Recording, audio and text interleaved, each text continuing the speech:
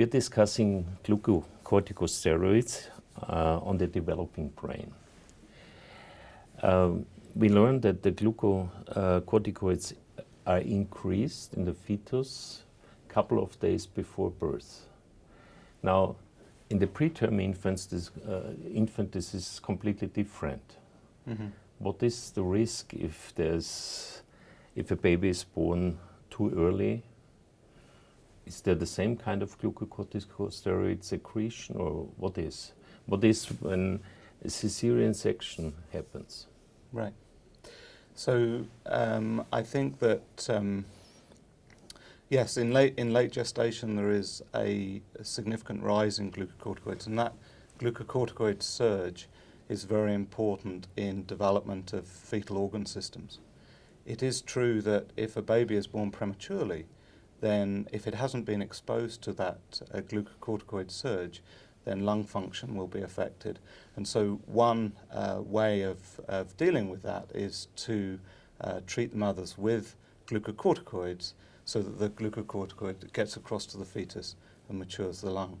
And that's an incredibly successful treatment.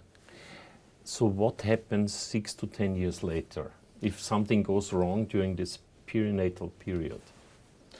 Well, that's a very good question, and there is now some emerging information that high glucocorticoid exposure during fetal life does have long-term effects.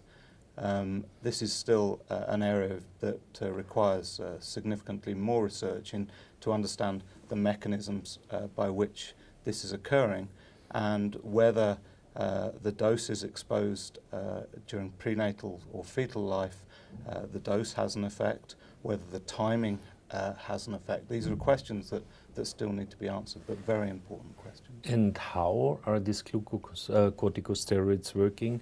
Is it on the structure of the brain, or is it epigenetic changes, or what? So glucocorticoids are extremely important for normal brain development. The brain needs to have low levels of the fetal brain needs to have low levels of glucocorticoids for normal development to occur, and for normal brain development to occur.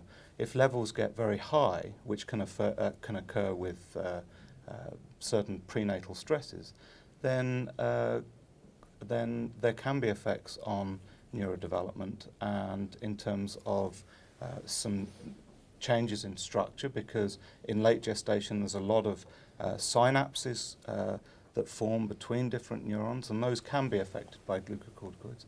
But recent information is beginning to show that glucocorticoids may also have an epigenetic effect and change gene expression through epigenetic processes. If something goes wrong during the perinatal period, are there any interventions later to protect from or reverse effects?